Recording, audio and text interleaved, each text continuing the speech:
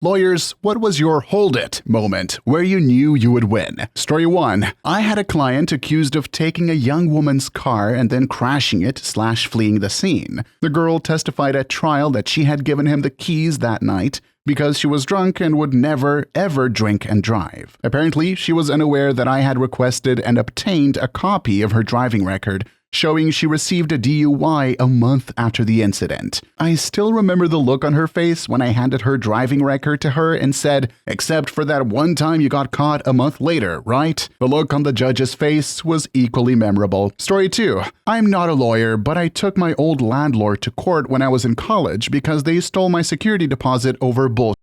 They claimed I trashed the place, not knowing that I took pictures and videos when I moved in and out. Their evidence was a VHS quality recording of going through a perfectly clean apartment in better condition than it was when I moved in, and then they opened up the top of the stove and found a single piece of elbow macaroni under it, holding it up triumphantly. That was the crux of their argument. The judge was not amused, and I got all my money back, plus my lawyer fees and the filing fee. She then fought against her own lawyer to avoid paying him. Edit. Anytime you move into a place, take pictures, take a video, or make notes about any damage. When you move out, do the same thing along with noting any repairs you made. Pretty hard to argue against solid evidence. Protect yourself. Story 3. Not a lawyer, but I played one in small claims court. My lease had an exit clause that said if I fronted 2 months' rent, they would work to lease my place and return anything unused. I checked with the office ahead of time, and they assured me there was a waiting list.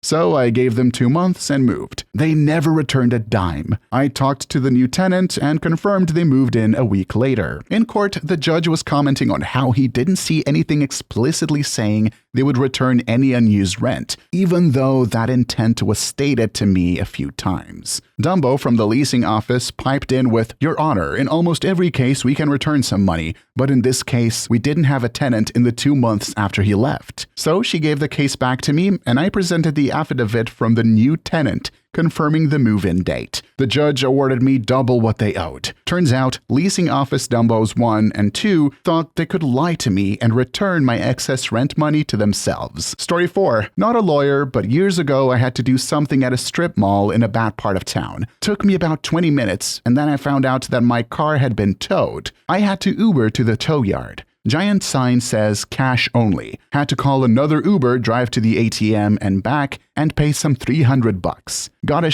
handwritten receipt that, believe it or not, was itemized. Went home, Googled, found that they violated the law in 3 separate ways. Towed illegally refused to accept credit cards, and had multiple charges that the law called unreasonable, like dolly fees and load/unload fees. Took them to small claims court. The judge began by asking the tow yard owner about his relationship with the property owner and how the decision was made to tow my car. "Oh," the slimy tow truck dude answered. "My cousin works there. If he says tow, I tow. It's 100% legal." The judge's eyebrows began to rise. "But," the dude continued, "but what I detest the most of your honor is the claiming I don't take credit cards. I'm a businessman. I take credit cards all the time. He's a lowlife that does not have any credit cards. That's why he wanted to pay cash." I was having a hold it overload, and the judge saw me smiling and hopping in my seat and patting my manila folder of receipts. "Do you actually not have any credit or debit cards?" the judge asked me. I pulled out my wallet and showed him, and then I pulled out a time-stamped photo of the cash-only sign I took the day of,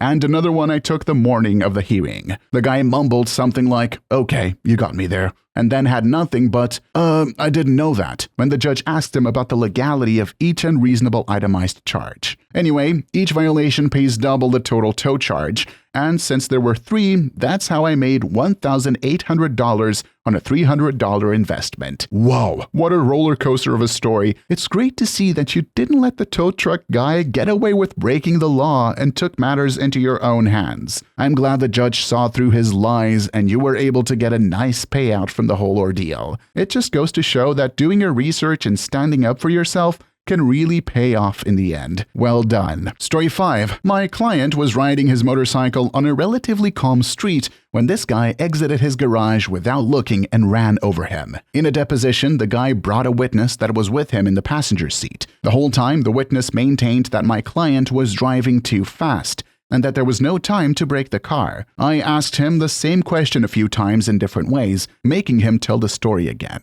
In the fourth telling, he, already a bit frustrated, let it slip. Look, I've already told you, we were exiting the garage, and as soon as I lifted up from getting my cell phone on the car's carpet, wait, so you didn't even see the crash? There was no coming back from that. Story 6. It wasn't at trial, but during a deposition on a case where two former employees decided to start their own company in a very niche market, but decided to make their plans on company laptops they unsuccessfully tried to brick. One of the defendants was the one being deposed, and she said she answered to a higher power than the company. When pressed on what that meant, she said herself, which got reused prominently at trial. Edit. There isn't anything illegal about wanting to leave one company and start your own. The problem was how they did it, which was trying to poach existing clients while still employed, which breached their fiduciary duty, particularly of loyalty. I believe we also went after them for intentional interference with the contract, as they weren't trying to solicit new clients for their business, but rather trying to get existing ones to break their contracts with our client. Using the company laptop to try to do it just made it way easier to catch them when the company IT guy found all the emails. And for privacy reasons, I won't say what industry it was,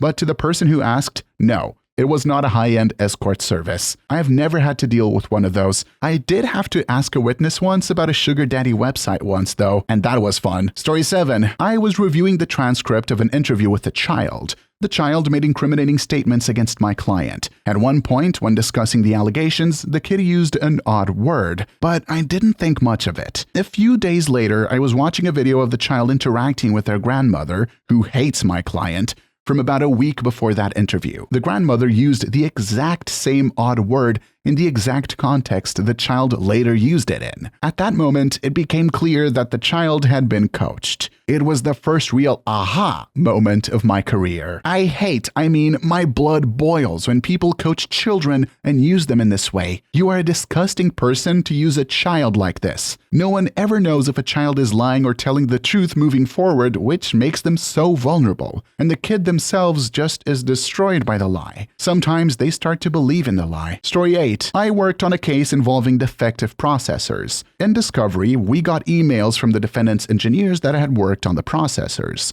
They were in an Asian country, but the emails were in English because they were going to US executives. One of the more senior engineers basically laid out the exact defect we were suing over, explaining what the problem was and why it was their fault, and finishing with, "This is a big problem. We ship to the customer." Needless to say, we hit them over the head with that in mediation, and they settled shortly after. Story 9. We had some huge issues with a landlord, trying to enter without letting us know beforehand, not answering to fix issues, and being very aggressive when talking with us, when he decided to sell the place. He didn't check with us about the visits and just showed up randomly with potential buyers. We told him to get lost, and he eventually left, but called us the same evening to threaten us. We sent emails to remind him of our rights as tenants, and he answered by threatening us some more in an email. We eventually end up in small issues court. Not from the US, don't know the name. And he fabricates a story about how we are terrible tenants and we try to discourage buyers. We just showed the judge the emails as well as the open complaint to the police we filed a few days earlier.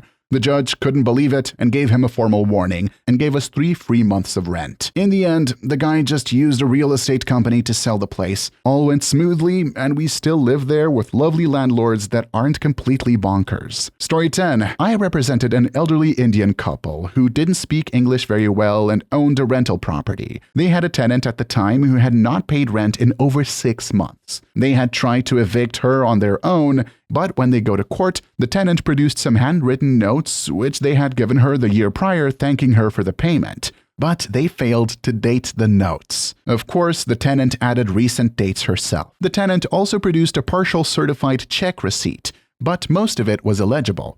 Anyway, because of their poor English, they had difficulty understanding the questions and giving intelligent answers. So they lost the initial case. They hired me to help address all of the various lies that the tenant was putting forth. Anyway, we refiled. I had my clients pull the banking records so we could show the date that the certified check was actually deposited into their account. The plan was simple. Let the tenant make the same arguments and then present the banking statements showing the deposit date. My clients also found a photocopy on one of their notes, but it was undated, unlike the copy the tenant presented the last time. Well, when the judge finally understood that the things the tenant had presented occurred the year before, his cheeks turned bright red, and he asked the tenant, "What year did you make this payment?" The tenant started saying something like she couldn't be exactly sure when, and the judge cut her off again in a very loud voice. "What year?" Needless to say, the clients got their eviction granted. Story 11. It was my third month of practice. I was in family law at the time, representing mom in a petition for a restraining order against boyfriend/dad. At issue in the broader case was child visitation, custody, support, etc. But today's hearing was just on the restraining order. We had pretty good facts, but it was mostly based on testimony of the parties. My client was way more reputable as a witness, so I was feeling confident. 10 minutes before the hearing, my client shows up. I give her a last-minute prep on what to expect, and then she says, "I'm glad I'm going through with this.